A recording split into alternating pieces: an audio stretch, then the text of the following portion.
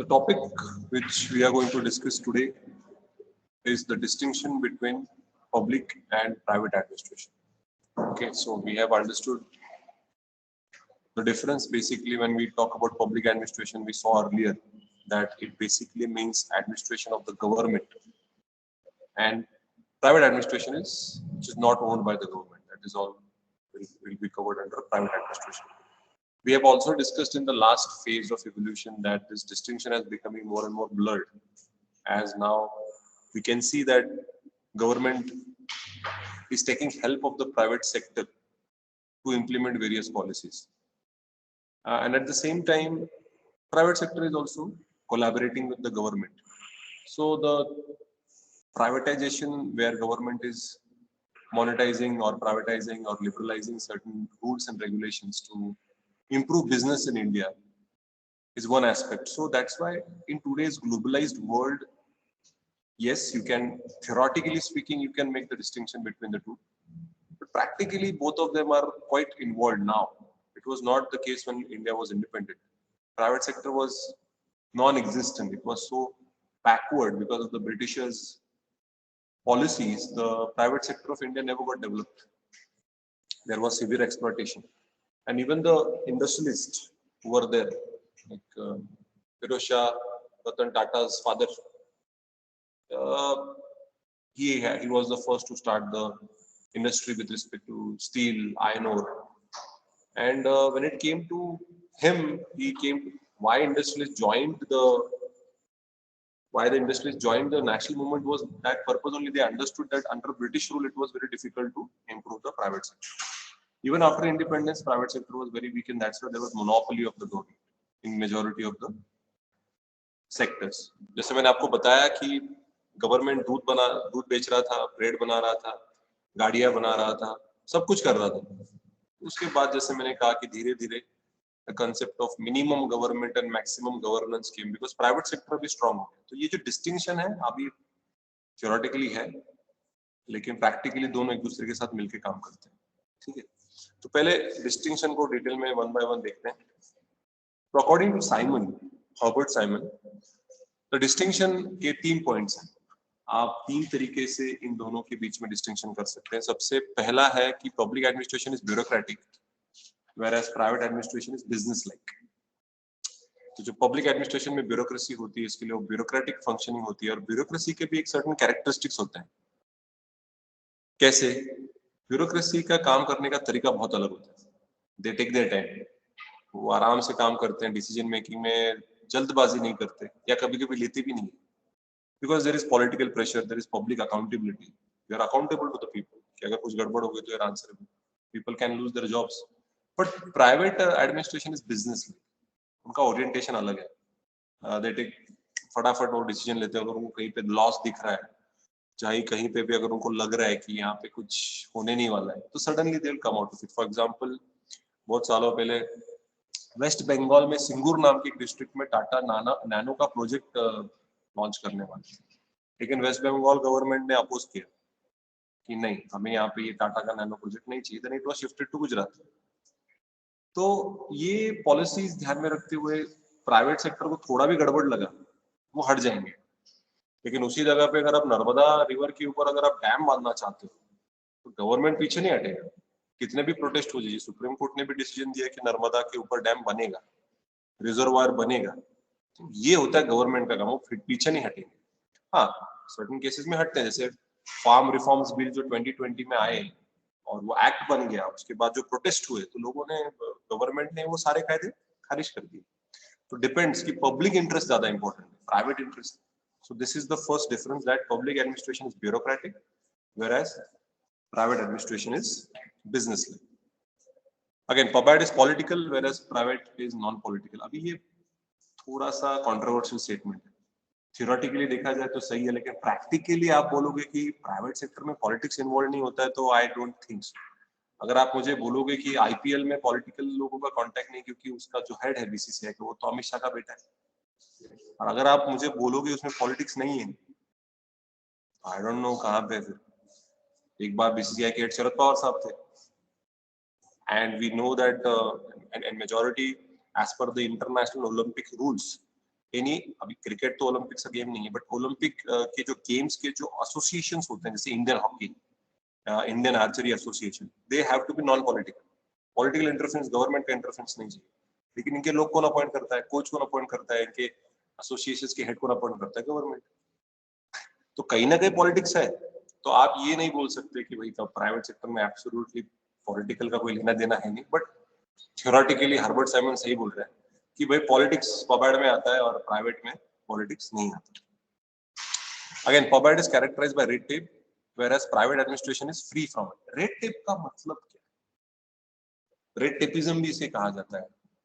अगर आप कभी सरकारी दफ्तर में गए होंगे या इवन कोर्ट में अगर आप जाते हो तो फाइल्स होते हैं, दे आर फाइल्स, और उसके ऊपर एक लाल धागे से उस फाइल को बांधा जाता है, रेड टेप्स. तो उसका मतलब ये है, रेड टेपिज्म का मतलब ये है कि बहुत डिले से काम चलता है, कि फाइलिंग बहुत होती है, प्रोसीजर बहुत फॉलो किया जाता है, आउटपुट नहीं आता है. बस फाइल पे फाइल, फाइल पे फाइल, फाइल पे फाइल बढ़ते जा रही है, लेकिन सोल्यूशन नहीं आ रहा है. तो यहाँ पे जो रेड टेपिज्म या रेड टेप का मतलब है delay in decision making, delay in implementation, की भले लॉस हो जाए चलता है. लेकिन प्राइवेट सेक्टर में ये नहीं चलेगा. प्राइवेट सेक्टर में अगर काम नहीं करोगे, रेड टेपिज्म आ गया तो निकाल देंगे आपको, बिकॉज दे वांट एफिशिएंसी. ठीक है, तो ये 3 बेसिक डिफरेंस हर्बर्ट साइमन ने दिए. According to sir Joseph Stamp, the 4 principles जो डिफरेंशिएट करते हैं दोनों के बीच में, वो देखते हैं कौन से प्रिंसिपल्स हैं. Principles of uniformity. This is the first principle where Sir Stamp said that common and uniform laws and regulations mostly regulate public administration. पबैड के नियम फिक्स है, पब्लिक एडमिनिस्ट्रेशन के रूल्स रेगुलेशंस फिक्स है. अगर मैं जुडिशरी की बात करूं, which is a part of administration, CrPC, CPC, ये कहाँ चेंज होने वाले हैं भाई? फिक्स्ड है. थोड़े बहुत अमेंडमेंट्स, थोड़े बहुत होते हैं, मॉडिफिकेशंस होते हैं, अल्टरेशंस होते हैं, that depends upon the circumstances. Majorly देखा जाए तो ये all through out India applicable है, कि नहीं महाराष्ट्र में अलग सीआरपीसी है, या गुजरात में अलग है, या तमिलनाडु में अलग है, या नॉर्थ ईस्ट. नहीं, uniform laws are applicable for public administration. IPC, CrPC, specifically union laws. State laws थोड़े से डिफरेंशिएट होते हैं, जैसे महाराष्ट्र रेंट कंट्रोल एक्ट, वो महाराष्ट्र स्पेसिफिक है, या महाराष्ट्र की म्युनिसिपैलिटी के कायदे होते हैं, state subject. But otherwise overall अगर मैं पबैड की बात करूं, uniformity of loss. Private sector में ऐसा नहीं होता है, वो सेक्टर वाइज रूल्स चेंज होते हैं. फार्मास्यूटिकल सेक्टर के लिए अलग नियम है, केमिकल इंडस्ट्रीज के लिए अलग नियम है, टूरिज्म सर्विस सेक्टर के लिए अलग नियम है. तो ये नियम अलग अलग है.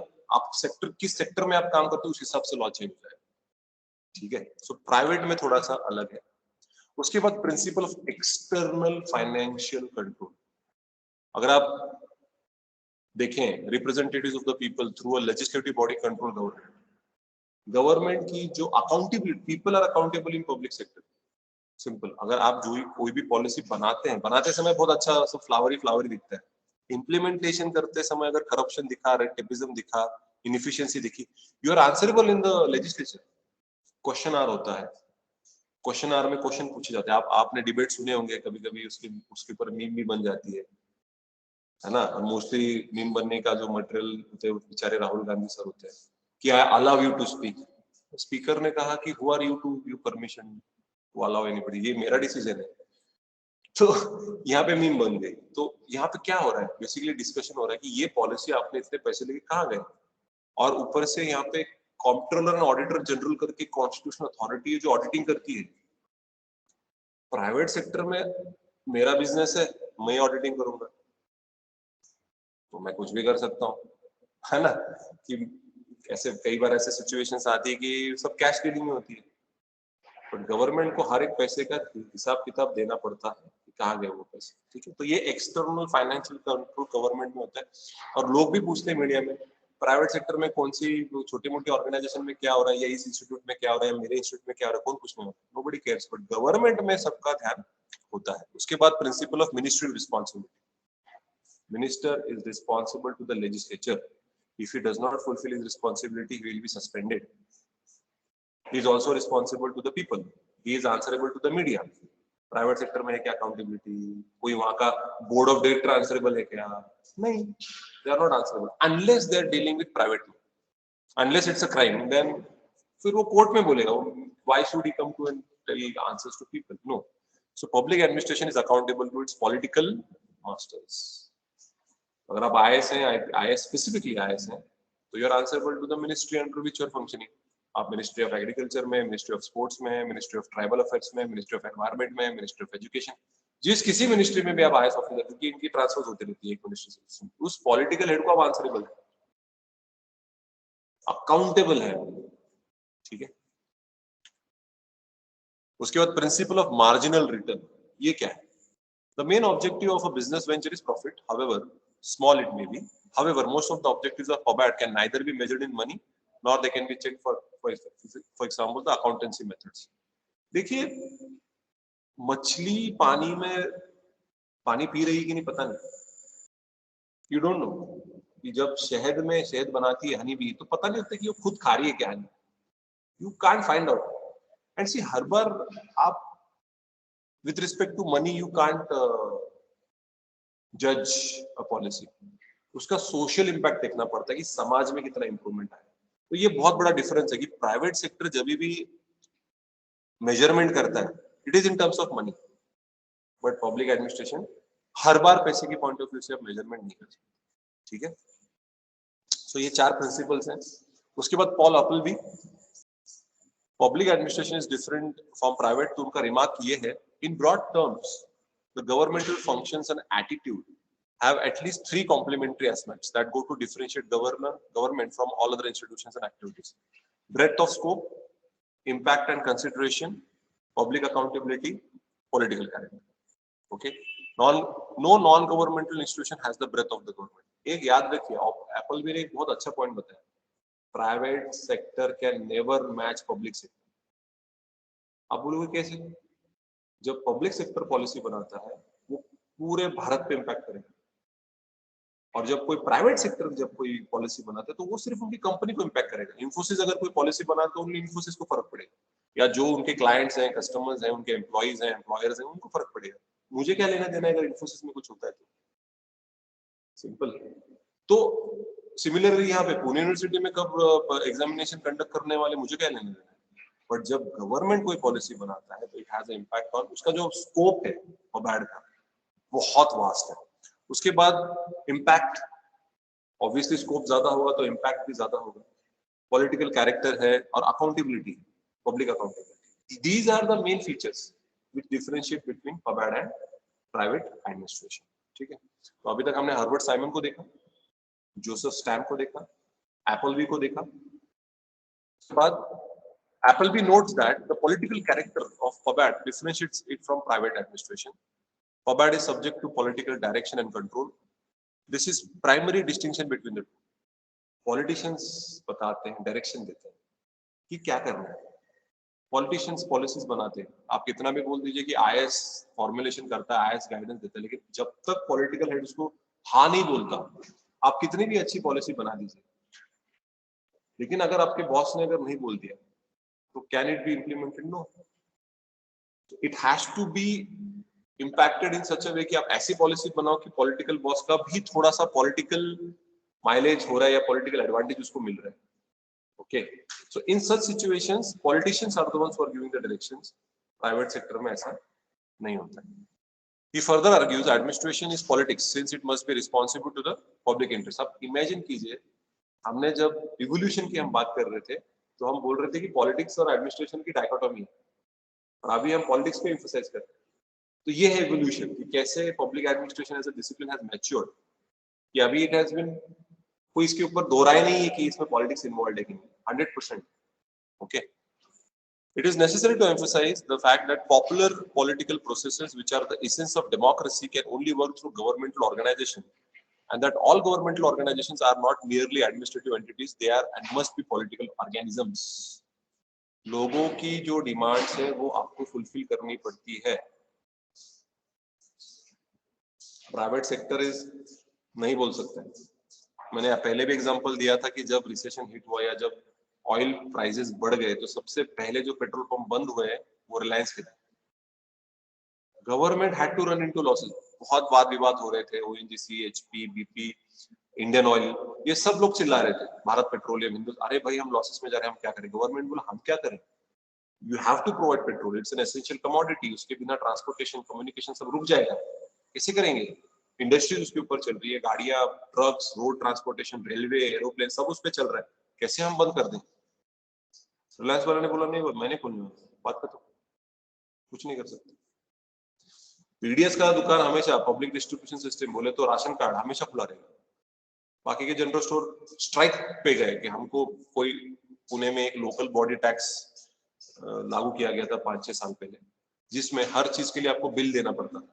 कि मतलब मैं पानी की बोतल भी लूं या दूध और ब्रेड भी लूं तो भी मुझे बिल दो, पक्का बिल। तो ब्लैक मनी सब बाहर निकालना चाह रहा था government.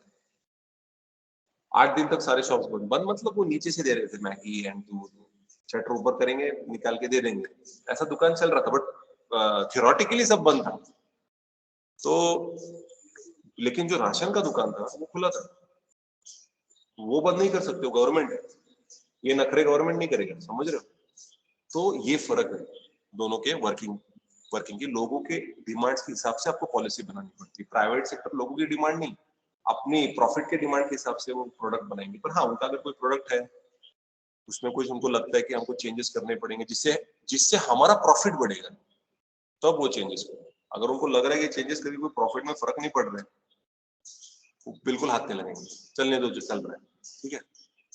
Appleby reflects further on the distinction between the both in with respect to public accountability. Government administration differs from all other administrative work to a degree not even faintly realized outside by virtue of its public nature, the way in which it is subject to public scrutiny and outcry. This interest often runs to details of administrative action that in private business would never be of concern other than inside the organization. In public administration, media अगर कुछ पूछती है तो आपको answer देना पड़ता है। You are answerable. The biggest problem what happened in Manmohan government, Manmohan Singh साहब जब थे प्राइम मिनिस्टर, इतने स्कैम बाहर आ रहे थे, 2G scam, fodder scam, Commonwealth scams, और ये ए राजा, कलमाड़ी, कितने सारे मिनिस्टर्स को जेल हो गए। उन पॉलिसीज के ऊपर प्राइम मिनिस्टर की भी साइन थी, और जब उनको पूछा जा रहा था कि इसके आपके ऊपर आपका क्या रिएक्शन है, ही वाज नॉट आंसरिंग। वो रिएक्ट ही नहीं करते थे, शांत बैठते थे। क्या हुआ? अगली बार बीजेपी गवर्नमेंट आ गई। You are answerable to the people. अगर आप आंसर नहीं दोगे तो लोग आपको नहीं चुनेंगे। You are answerable, you should answer, and that answer should be honest, and that answer should be in such a way that is acceptable to the people. पर सब ऐसा शांत बैठ गए। वो करे तो क्या करे, वो तो रिमोट कंट्रोल तो किसी और के हाथ में था, है ना? ये फैक्ट है, तो सभी को पता है। सोनिया गांधी जी खुद नहीं बन पाई because she was from Italy. Naturalisation से she has become Indian. And Rahul Gandhi साहब के बारे में मैं नहीं बोलूं तो सही है, अभी वो तो लोगों का ये है कि भाई एक्सपेक्टेशंस की प्राइम मिनिस्टर कैसा होना चाहिए। तो अगर आप आंसरेबल पब्लिक अकाउंट, ये प्राइवेट में आसपास भी नहीं है, प्राइवेट ऑर्गेनाइजेशन की आंसरेबिलिटी कि अगर एयरटेल का रेंज चला गया 2 दिन के लिए, क्या करेंगे आप कंप्लेंट पे कंप्लेंट लॉन्च करोगे, वो रिएक्ट कई बार तो लगता भी नहीं है, कॉल कोई फोन नहीं उठाता है, कुछ नहीं कर सकते। 2 दिनों के बाद वो रिस्टोर हो जाएगा, ठीक है, चलने दो, कोई कुछ नहीं बोलता, हाँ आ गया, चालू हो गया। प्राइवेट में बहुत फर्क पड़ता है। According to Appleby, private administration cannot claim the breadth of scope, impact, and consideration of FOBAD. जो स्कोप और मैंने आपको बताया और जो इम्पैक्ट है FOBAD का, वो प्राइवेट के आसपास भी नहीं होता। जैसे मैंने आपको पहले बताया, तो सारी पॉलिसी पूरी सोसाइटी के ऊपर इम्पैक्ट करती है। The organized government impinges upon and is affected by practically everything that exists or moves in our society. पूरे सोसाइटी के हर चीज के ऊपर इम्पैक्ट होता है। It involves policies and actions of immense complexity. Its fullest possible understanding requires the wisdom of many specialists as well as the key participants in private and public life. इसको समझने के लिए एक्सपर्ट्स लगेंगे कि भाई public administration का समाज के ऊपर क्या इम्पैक्ट होता है। मैंने बताया था कारगिल के वक्त क्या हुआ। उसके बाद अगर आप national rural employment guarantee act देंगे, उसमें अगर 100 दिन का आपको मैंडेटरी, आपको कंपलसरी एम्प्लॉयमेंट जनरेट करके दे रही है वो पॉलिसी, उसमें एक नियम है कि अराउंड 20% से ज्यादा मशीन का इस्तेमाल नहीं कर सकते। आप देखते होंगे आजू बाजू कंस्ट्रक्शन में बड़ी बड़ी मशीनरी का इस्तेमाल किया जा रहा है, लेकिन this scheme is specifically for manual labour, ताकि लोगों से काम करवा के उनको वेजेस दे। अगर इंजन ही लगानी थी तो इन लोगों को तो क्यों खड़ा करो, इंजन ही खड़ा कर दो, इंजन सब कर देगा, फिर एम्प्लॉयमेंट जनरेशन कैसे होगा। लेकिन there have been scenes where जब स्टडी की गई तो 40% से भी ज्यादा मशीन का इस्तेमाल किया जा रहा है। कॉस्ट कटिंग के लिए। उसको एक्सपर्ट ही लगेगा पढ़ने के लिए, क्योंकि इतने माइन्यूट स्कीम्स होते हैं, इतने माइन्यूट रूल्स रेगुलेशन होते हैं, सबको नहीं पता होता है। अभी जैसे सिटीजनशिप अमेंडमेंट एक्ट, उसमें बोला गया कि कोई तो डॉक्यूमेंट दिखाइए कि आप इंडियन है। ये जरूरी है, आसाम में जरूरी है, वेस्ट बंगाल में जरूरी है, जम्मू कश्मीर में जरूरी है, क्योंकि भाई India is a victim of terrorism. सब चिल्ला रहे, स्वरा भास्कर चिल्ला रही है, फरहान अख्तर चिल्ला रहा है कि ये कायदा गलत है। अरे भाई, अगर आप पिछले 25 सालों से, 35 सालों से, 50 सालों से अगर इंडिया में रह रहे हो, या पिछले 5 सालों से भी रह रहे हो, तो आपके पास कोई तो डॉक्यूमेंट होगा। इलेक्ट्रिसिटी बिल तो होगा, कोई तो होगा, कुछ तो डॉक्यूमेंट होगा कि आप इंडिया के हैं, नहीं तो आप बाहर से आए। So many people have come from Nepal, Bhutan, Bangladesh in India. उनके पास आधार कार्ड है, वोटर आईडी है, उनके पास पैन कार्ड है, ड्राइविंग लाइसेंस है, इंडिया में सेटल्ड नहीं। They have come in India and they settled down. Practically वो नेपाली हैं, लेकिन या बांग्लादेशी है, बट वो वोटिंग कर रहे हैं। Don't you think that will impact the political structure of our country? It will. So that's why it's important. But पढ़ेगा कौन उस रूल को? वो नियम कौन पढ़ेगा कि भाई कोई भी डॉक्यूमेंट चलेगा? लोगों को लगा आधार ही लगने वाला है, आधार कार्ड ही लगेगा, पैन कार्ड ही लगेगा, या स्पेसिफिक, ऐसा कुछ नहीं। कोई भी एक डॉक्यूमेंट दिखा दो, राशन कार्ड होगा, कुछ तो होगा। कुछ भी नहीं है तो गड़बड़ है भाई। बर्थ सर्टिफिकेट होना चाहिए, स्कूल का कोई लिविंग सर्टिफिकेट होना चाहिए। स्कूल में नहीं गए बाबा, कहीं तो जॉब किया होगा, वहां पे सैलरी स्लिप होगी, कुछ तो होगा। The more important distinguishing features of PubAd may be described under the following subheads. सबसे पहले पॉलिटिकल डायरेक्शन, ये मैंने आपको पहले भी समझाया कि पॉलिटिशियन डायरेक्शन देता है, उस हिसाब से काम करना पड़ता है पब्लिक एडमिनिस्ट्रेशन में। प्राइवेट एडमिनिस्ट्रेशन में पॉलिटिकल डायरेक्शन नहीं होता है, direction is by the board of directors. उसके बाद है एब्सेंस ऑफ प्रॉफिट मोटिव। ये भी मैंने आपको बताया कि यहाँ पे प्रॉफिट मोटिव नहीं होता है पब्लिक एडमिनिस्ट्रेशन का।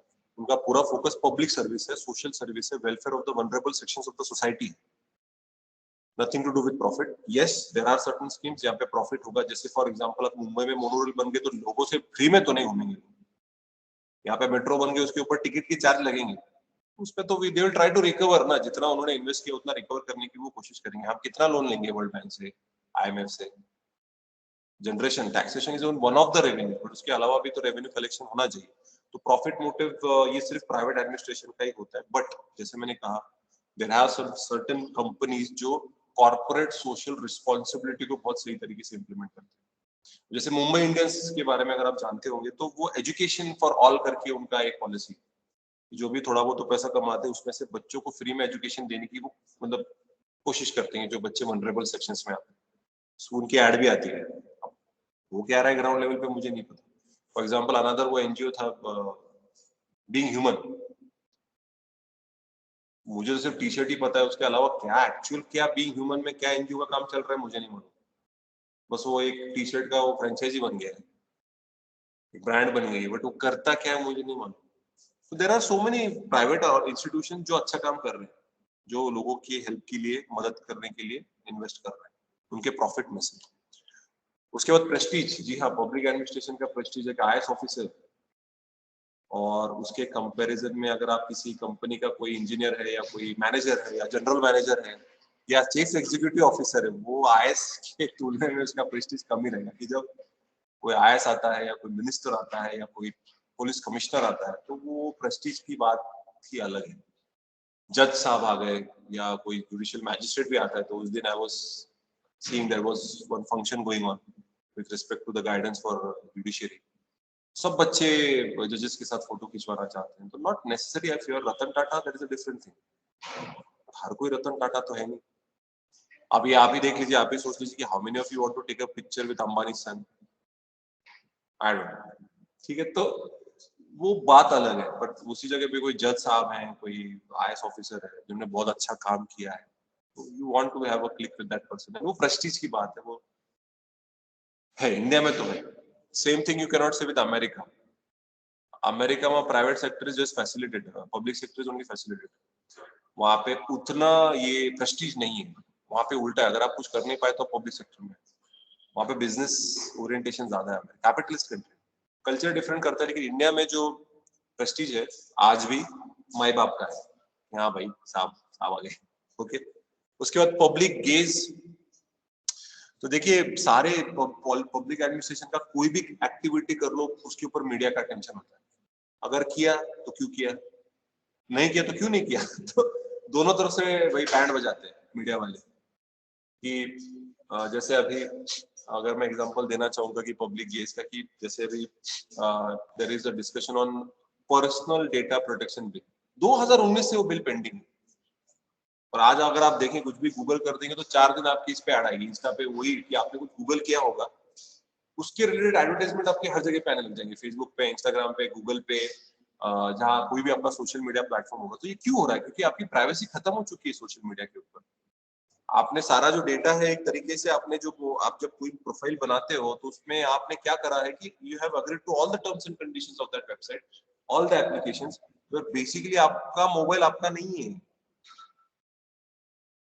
आपके सारा अंदर का डेटा हर चीज के लिए वो अलाउ अलाउ अलाउ करना पड़ता है वरना वो एप्लीकेशन ढंग से काम नहीं करता तो हर ये बिल पास क्यों नहीं हो रहा है why this thing is not taken seriously मतलब करो तो भी प्रॉब्लम नहीं करो तो भी प्रॉब्लम पुलिस का देख लीजिए कि भाई बहुत लोग आ गए हैं और थोड़ा सा situation has become turmoil suppose police वाले वार्निंग दे रहे हैं कि भाई शांत हो जाइए डिस्पर्स हो जाइए शांत हो जाइए डिस्पर्स हो जाइए लोग सुनने रहे लोग सुनने रहे तोड़फोड़ हो गई कोई मर गया और फिर पुलिस वाले लोग चिल्ला रहे स्पीकर पे कुछ डिस्कस कर दिया तो पुलिस वालों पे क्या ब्लेम करेंगे आपने जल्दी एक्शन क्यों नहीं why did you wait for such a long time ये हुआ था रामदेव बाबा जब ये एंटी करप्शन मूवमेंट का चल रहा था तो रामदेव बाबा ने वो सब रामलीला मैदान पे सबको बुलाया था और ये लोग 5,000 से ज्यादा लोग जमा हो गए थे और उसमें 50 पुलिस वाले कुछ 100 पुलिस वाले थे जो वहां पे और ये भड़काऊ भाषण कर रहे थे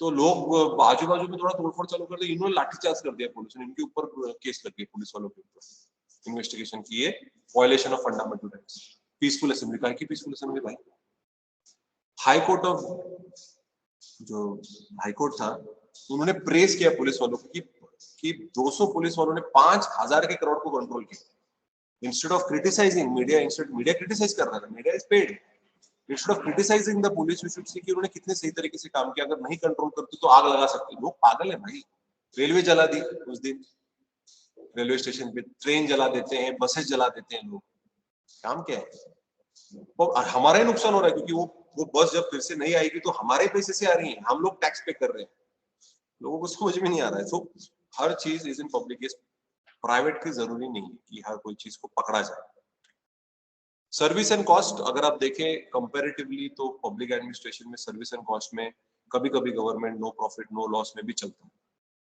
कंपैरेटिवली अगर आप देखोगे तो सर्विस डिलीवरी की क्वालिटी प्राइवेट में थोड़ी बेहतर होती है यू विल प्रेफर एयरटेल और BSNL but where it is जरूरत है तो बीएसएनएल ही आता है फिर समझ रहे हो सो गवर्नमेंट स्पेंडिंग करते समय अगर थोड़ा सा लॉस भी हो गया तो भी चलता है इनकम रेवेन्यू चलती ही रहते हैं टैक्सेशन होते रहता है सो कई बार जब हम फाइनेंसिंग करता है तो डिफिसिट फाइनेंसिंग करके कंसेप्ट है डिफिसिट फाइनेंसिंग मतलब मेरे पास पैसे हैं 1 लाख लेकिन मैं 1.5 लाख रुपए खर्चा कर रहा हूँ 50 लाख मैं कहीं से उठा रहा हूँ उधारी प्राइवेट वाले हमेशा ऐसा नहीं करेंगे प्राइवेट वाले सेविंग्स करेंगे थोड़ा सा प्रॉफिट मार्जिन बना रहे वो कोशिश करेंगे ये बहुत बड़ा फर्क है उसके बाद लीगल फ्रेमवर्क जी हाँ public administration has to work within the legal framework within the laws which have been provided by the central government or the state in which they are functioning private administration के भी थोड़े बहुत नियम होते हैं वो follow करते हैं लेकिन कई बार ऐसा होता है कि वो मैनिपुलेट करते हैं थोड़े बहुत बेंडिंग करते हैं तो जो पावर्स हैं पब्लिक एडमिनिस्ट्रेटर्स के भले बहुत बड़ा आईएएस हो जाए या जज साहब हो जाए they are under constitutional duty constitutional obligations legal obligations के अंदर है तुमको काम करना पड़ता है वो कुछ भी नहीं कर सकते बिकॉज इतनी पावर दी है तो पावर के साथ रिस्पॉन्सिबिलिटी भी है अकाउंटेबिलिटी भी है ठीक है consistency of treatment you have to treat each and every individual consistent you cannot discriminate private administrator discriminate करते हैं प्राइवेट वाले मेरा बिजनेस है किसको जॉब देनी है किसको नहीं देनी मेरी मर्जी किसको एडमिशन देनी किसको नहीं देनी मेरी मर्जी आपने कई बार देखा होगा कि सर्टेन ग्रुप्स होते हैं जो अपने ही ग्रुप के लोगों को बिजनेस देंगे कोई बाहर वाला आ गया तो उसको नहीं देंगे उसको सेटअप नहीं होने देंगे होटल मैनेजमेंट शेट्टीज हैं अगर आप जनरल स्टोर देखोगे तो राजस्थानी मारवाड़ीज हैं अगर आप होटल्स में देखोगे तो सिंधीज भी हैं तो ये कम्युनिटी बाहर वालों को आने नहीं देती, डिस्क्रिमिनेट करती। कई बार तो मैंने देखा है कि जो प्राइवेट बिल्डिंग्स होती हैं वहां पे अगर कोई दूसरे रिलीजन का या दूसरे कास्ट का अगर कोई आ जाता है तो उसको डबल भाव बोल देंगे। कितने का नॉर्मल रेट चल रहा है 1 करोड़, बोलेंगे सर 1.25 करोड़ का है। Because they don't want him that, directly मुंह पे तो बोल नहीं सकते, कोर्ट पे केस हो जाएगी। ये इमरान हाशमी के साथ भी हुआ था। इमरान हाशमी गया, वो बोला चाहिए तो बोला वो डबल भाव बोल रहे हैं क्योंकि मैं एक्टर हूँ। नहीं नहीं, वो एक्टर नहीं, कुछ अलग मैटर है। और ये डिस्क्रिमिनेशन होता है। अगर आप इंग्लैंड में जाएंगे तो वहां पे ऐसे सोसाइटीज हैं इंडियंस जहाँ पे ब्रिटिशर्स को अलाउड नहीं है। वो इन द सेंस कि वहां पे अगर कोई खरीदने जाएगा प्रॉपर्टी तो उसको इतना रेट बोल देंगे कि वो खरीद नहीं पाएगा। It's like that. सो ये देखिए, आप डिस्क्रिमिनेट नहीं कर सकते। When you are in as an administrator, आप आईएएस ऑफिसर है, तो अगर मेरा बेटा है या मेरा घर पे कोई रिलेटिव है या मेरा दोस्त है या कोई अनजान आदमी, सबको मुझे सेम ट्रीटमेंट करना पड़ेगा। अगर मैं पुलिस ऑफिसर हूँ स्पेसिफिकली, डजंट मैटर कौन है, ठीक है। फिर पब्लिक अकाउंटेबिलिटी के बारे में मैंने बात की। They are accountable to the people and private administration is not accountable. Large scale administration, जी हाँ, इसका स्कोप बहुत ज्यादा है। मैंने आपको एप्पल भी ने भी यही कहा, द इम्प्लीमेंटेशन और the impact of public administration is huge. ये भी मैंने आपको बताया। सो लार्ज स्केल एडमिनिस्ट्रेशन होता है। प्राइवेट एडमिनिस्ट्रेशन, मुझे नहीं लगता इन्फोसिस के पास इतने लोग हैं जितने मुंबई पुलिस, नहीं, आसपास भी नहीं। मुंबई पुलिस में बहुत लोग हैं। मोनोपोलिस्टिक एंड एसेंशियल सर्विसेज, इसमें भी है कि there are certain services which are only provided by the government. Electricity, water supply, ration card, ration की दुकान, एसेंशियल सर्विसेज सब गवर्नमेंट ही प्रोवाइड करता है। Everything which is very much essential to you is provided by the government. और उनके ऊपर उनकी मोनोपोली होती है। ये कोई नॉर्मली अगर आप देखेंगे तो मोनोपोली अलाउड नहीं है, बट रेलवेज अभी भी गवर्नमेंट है। चल रहा है प्राइवेटाइज करने का, उनका चल रहा है, बट पता नहीं वो कब होगा। होना चाहिए, क्योंकि जब आप प्राइवेटाइज करते हैं, जैसे अगर मैं एग्जांपल दूं टेलीकम्युनिकेशन का, जब टेलीकम्युनिकेशन को प्राइवेटाइज किया गया तब एयरटेल आया, वोडाफोन आया, आइडिया आया, बहुत अलग अलग कंपनी आई थी, वीआ आई, सभी कोलैबोरेशन हो गया वोडाफोन आइडिया का, तब कंपटीशन आई। तो जो नहीं तो पहले इनकमिंग को रेट पैसे लगते थे। आउटगोइंग वाज 5 रुपीस पर मिनट, इनकमिंग वाज 3 रुपीस पर मिनट। आपको पता है कि नहीं, आई डोंट नो, बट ऐसा था पहले कि इनकमिंग कॉल आ रहा है तो फोन लोग उठाते नहीं थे। मैसेज करने में 1 रुपया पैसा लगता था, 1 रुपए पर मैसेज। फिर उसके बाद धीरे धीरे स्कीम्स, और जब प्राइवेटाइज हुआ, अभी तो आउटगोइंग भी नेट पे कर सकते हैं, सब फ्री हो गया। सिर्फ आपको नेट का पैकेज भी आप कर दोगे तो भी सबकी सारी सारी फैसिलिटीज मिल जाएंगी। So privatisation is not bad, but don't privatise those things which are essential.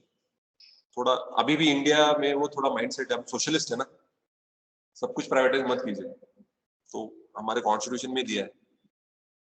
For example, no person or bodies of person are allowed to establish or perform functions related to public service like national security. Can you privatize national security? Defense, law and order? हो ही नहीं सकता है, impossible है, ठीक है। Printing of currency वो RBI करता है। अगर कल वो कोई आईसीआईसीआई, कोटक महिंद्रा, फिर तो भाई रद्दी, ये लो पैसे, ये लो, ऐसे उड़ाएंगे। जिम्बाब्वे में वही हो रहा है। वो जिम्बाब्वे का जो प्रेसिडेंट है Mugabe, dictatorship for last 70 odd years, वो तो बस वो बोलता है बैंक को पैसा खत्म हो गया छापो। अरे ऐसा नहीं रहता है। तो उसमें जिम्बाब्वे की करेंसी हमारे रद्दी से भी सस्ती है। दैट इज द, वहां पे इन्फ्लेशन इतना खराब हो गया क्योंकि वो पता ही नहीं पॉलिसी कैसे इंप्लीमेंट करते हैं। मैंने इडियट्स रूल अ कंट्री, यही होगा, ठीक है। सो ये हम नहीं कर सकते। Officials remains anonymous. अगर मैं पूछूं पुलिस के कमिश्नर साहब कौन है, नहीं पता। म्युनिसिपल कमिश्नर कौन है, नहीं पता, एनोनिमस। ऐसे उनके बैनर नहीं लगेंगे। वो पॉलिटिशियन छोड़ो, मिनिस्टर जब आता है जाता है, मोदी साहब, वो पता लगे, मिनिस्टर्स की बात लगे, बट जो ब्यूरोक्रेट्स हैं उनके बैनर्स नहीं लगते। अगर लग रहे तो इशू है, कुछ प्रॉब्लम है। I was coming here and there was one banner put just outside the gate of the college, जहाँ पे एक I don't know, I don't recall the name of the police inspector. Police inspector का photo लगाया गया है, नीचे लिखा है कि congratulations for getting a presidential medal of honour from so and so president साहब, और नीचे नेताओं के नाम लिखे गए। ऐसा एक्चुअली नहीं करना चाहिए, क्योंकि कहीं ना कहीं लगता है कि वो जो पुलिस ऑफिशियल है वो पॉलिटिशियन के साथ रिलेशन में है। तो अगर वो कल पॉलिटिशियन कुछ गड़बड़ करेगा तो वो उसकी साइड लेगा, अरे बैनर लगाए थे इसने मेरे। तो ये एक्चुअली अलाउड नहीं है। बट थियरी और प्रैक्टिकल में जैसे मैंने हमेशा बोलता हूँ बहुत फर्क होता है. Financial meticulousness, PubAd has to be very careful. मैंने बोला गवर्नमेंट में हर एक पैसे का हिसाब किताब देना पड़ता है, प्राइवेट में थोड़ा बहुत कुछ मैनिपुलेशन चल जाता है. लोअर लेवल एफिशिएंसी, हाँ जी हाँ जी हाँ जी हाँ. पबैड की जब मैं बात करता हूँ तो आज भी इंडिया में एफिशिएंसी लेवल्स बहुत कम. प्राइवेट में अगर आप लो एफिशिएंसी रहेगा तो आपको निकाल देंगे, बट पब्लिक एडमिनिस्ट्रेशन में थोड़ा सा एफिशिएंसी का आज भी प्रॉब्लम है. जॉब सिक्योरिटी है, मोटिवेशन नहीं है, और वही वही काम है, फाइलिंग का काम रहता है. वो मूवी जब आप देखते हो सिंघम मैन वाला, वो मूवीज में चलता है भाई, रियल लाइफ में ऐसा नहीं होता. सब कुछ सोच समझ के डिसीजन लेने पड़ते हैं, वरना सस्पेंड हो जाओगे. तो इसीलिए एफिशिएंसी का कोई प्रॉब्लम है. देयर आर बीन पीपल काम ही नहीं करते. आप जाइए गवर्नमेंट ऑफिस में जाइए, एक डॉक्यूमेंट लाने के लिए कितना टाइम लग जाएगा आपको पता चल जाएगा. उसी जगह पे प्राइवेट सेक्टर में जाइए, ऐसा हो जाएगा. फर्क है efficiency. When compared to private, one finds that the degree of efficiency in public organization is at a lower level. तो अगर आप प्राइवेट ऑर्गेनाइजेशन के साथ कंपेयर करोगे तो एफिशिएंसी कम है public administration. So that was the distinction between private and public administration. अगले session में हम सिमिलैरिटीज देखेंगे कि दोनों में सेम चीजें क्या है, सिमिलर कैरेक्टरिस्टिक्स क्या है, ये सारे उसकी डिफरेंसेस. ठीक है.